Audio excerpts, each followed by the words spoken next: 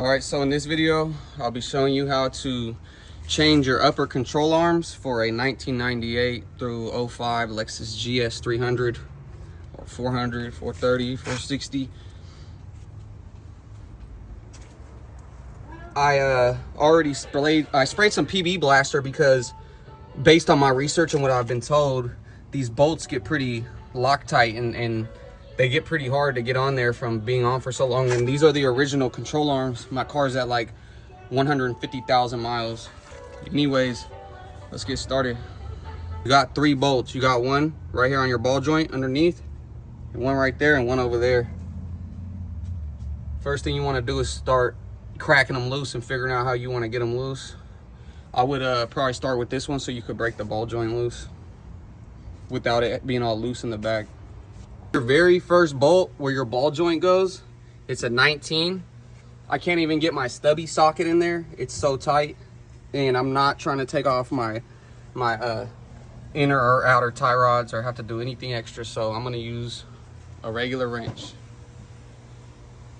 All right, so what I did was I just gave it a good push with my body weight and it broke it loose. Also, I did put PB Blaster on and let it sit for about 10 or 15 minutes. So if yours is really tight, I would suggest using some PB.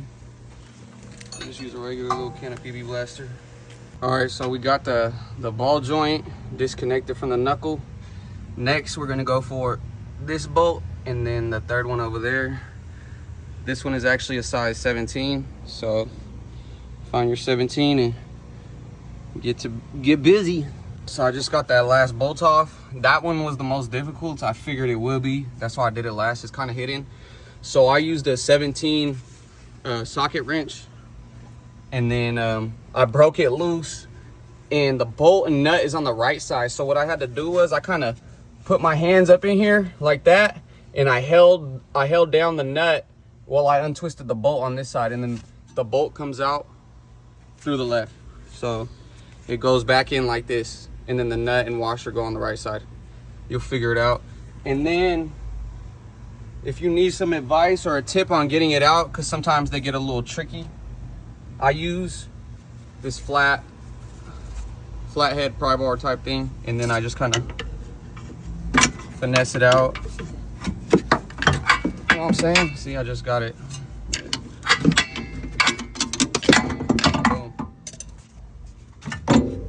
And then you see we got a cooked ball joint. Look at that. That is no bueno. Anyways, there it is. That's how you take your rear upper control arm out. This is the driver's side. Next, we will be putting the new one in. Okay, so I got the control arm in. Both bolts and nuts are on it.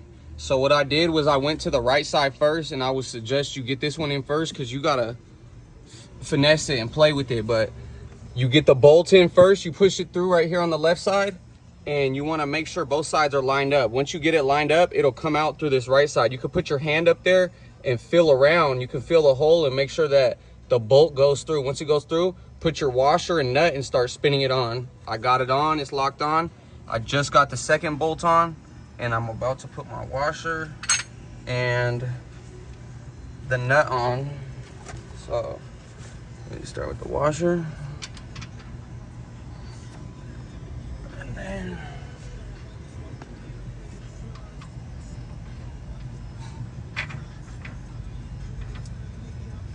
then you just tighten them down, and then you want to get your ball joint in. Real simple. You got this, champ. If you have a hard time tightening it down because it's a bolt with a nut, what I did was I got 117 socket on the right side, and I'm holding it with my extension bar, and then I'm just tightening it with this one. Let me see if I can set it on the brakes and show you. Like so. And it's tightening down just fine. I suggest doing it by hand, unless you can get your drill in there with your wobbler thing. I tried it. It's not worth the hassle. So basically I did everything by hand, but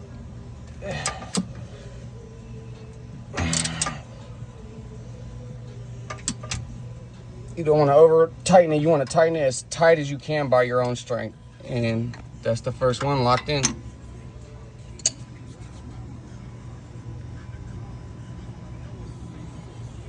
Okay, to get the ball joint locked in and inside of your knuckle, what I did was I jacked up the caster arm, the lower control arm, and then I kind of hammered this lightly. Obviously, it's not going to damage it if you hit it a little hard, but I tapped it in there, and then I just kind of shook this, and it just dropped in, and I got the bolt on it. I'm going to tighten it down.